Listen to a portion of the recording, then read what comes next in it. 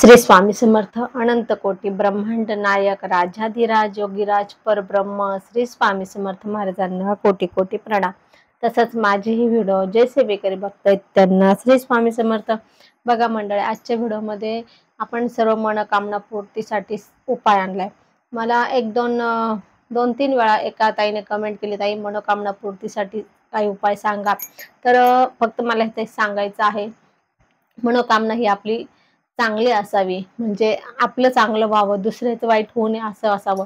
नाहीतर कधी कधी आपण काय करतो, माझं चांगलं व्हावं आणि दुसऱ्याचं वाईट व्हावं अशासाठी करतो, किंवा त्याचं मला मिळावं, किंवा त्याचं नसतं, म्हणजे त्याच्या हक्काचं मला मिळावं, किंवा त्याला नुकसान होऊन आपल्याला मिळावं, दुसऱ्याचं नुकसान होऊन मला मिळावं, किंवा मला सर्व काही सगळं मलाच मिळावं, दुसरं कोणाला मिळू नये, असं काही काही वेगळं वेगळं असतं। तर असं काही आपल्याला चुकीच्या इच्छा ठेवून आपण कुठल्याही देवांचं पूजन वगैरे केलं, काही मागितलं तर ते देव देत नाही। म्हणून आपली इच्छा जास्त मी सांगते, पण आपल्याला समजलं की आपल्याला कसं मागायचं, जे सकारात्मक आहे, जे चांगल्या गोष्टी आहेत त्याच मागायच्या असतात, तर तेच आपला कुठला देव पूर्ण करत असतो। तर मग आपण तसा इच्छा ठेवून आपण सेवा करायची। सेवा कुठली आहे? सेवा पिंपळाच्या झाडाखाली सेवा करायची। आपल्याला पिंपळाची सेवा आहे। सेवा अतिशय छोटीशी आहे, पण आपल्याला ही सेवा 5 किंवा 7 शनिवार करायची आहे। आणि बघा, जर तुमच्या जवळ पिंपळ असेल तर तुम्ही प्रदक्षिणा रोज करत चला पिंपळाला। पण जर लांब असेल तर निदान 5-7 शनिवार तरी तुम्ही तिथे जायचं आहे। हे शक्यतो तुम्ही सकाळच्या वेळेलाच करायची आहे ही सेवा। काय करायचं, सकाळी शनिवारच्या दिवशी आपण घरातून थोडं दूध पाणी घेऊन जा पिंपळाला, आणि अगरबत्ती, खडी साखर, गाईच्या तुपाचा दिवा, हे अष्टगंध, अक्षदा एवढं घेऊन जा जाताना। त्यानंतर एक आसन घेऊन जा बसायला। पिंपळाच्या झाडाखाली बसून आपल्याला काही सेवा करायची आहे, एक आसन घेऊन जा।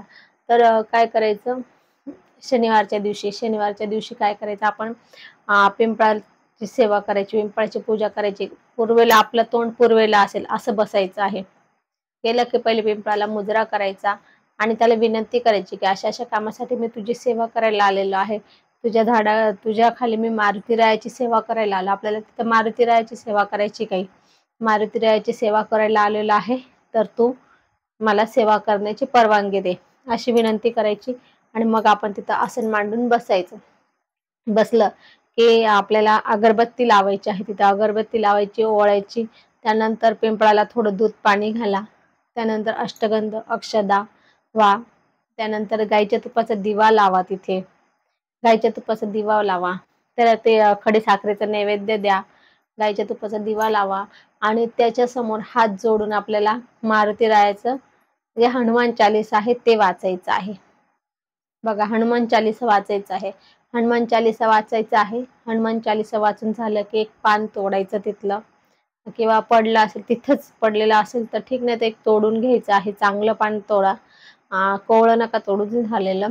त्याच्यावर अष्टगंध, आपण घरून अष्टगंध नेलेला आहे, पिंपळाची एक काडी छोटीशी असेल ती घ्या, आणि अष्टगंधाने आपली मनोकामना जी काही ती लिहून काढा, त्याच्यावर लिहा, त्या पानावर, पिंपळाच्या पानावर त्याचे पंचोपचार पूजन करा, त्या पानाचं पंचोपचार पूजन करा।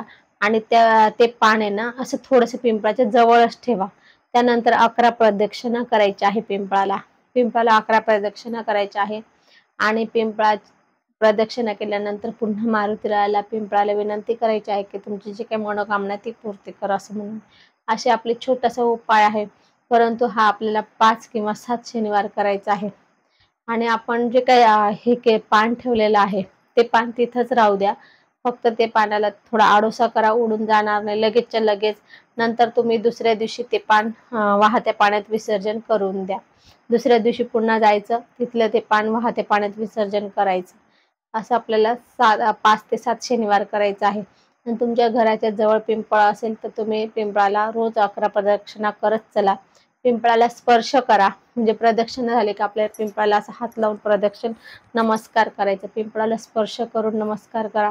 बघा, तुमचे खूप काही म्हणजे पिंपळ हा वृक्ष असा आहे की त्याच्यासाठी आपल्या वेगळ्या वेगळ्या कामासाठी वेगळी सेवा आहे त्याच्या खाली बसून करायची। पिंपळच्या झाडामध्ये विष्णूचं स्थान आहे, महादेवाचं स्थान आहे, मारुती रायाचं स्थान आहे, म्हणून आपल्याला त्याच्या खाली जर ह्या देवतांची पूजन केलं ना, तर आपल्याला जास्त प्रभावी आणि लवकर अनुभव येत असतो.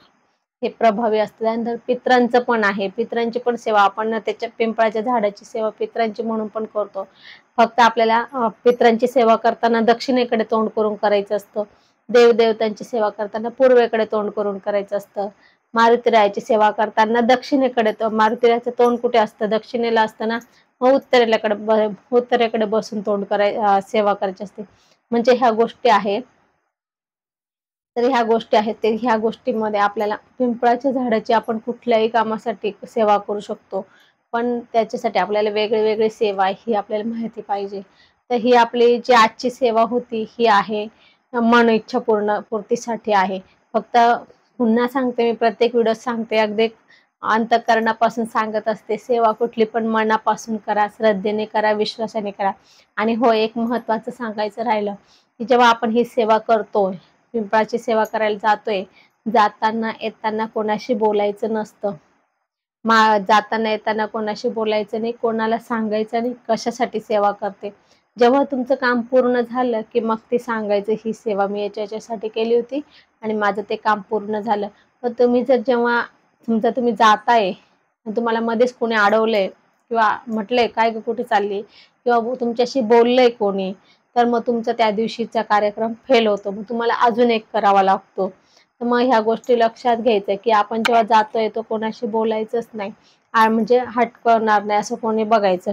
आणि जर हे झालं, तर मग आपल्याला समजून घ्यायचं, की आपल्याला अजून एक करावा लागणार आहे. मग अजून एक आपण तो शनिवार करायचा आहे.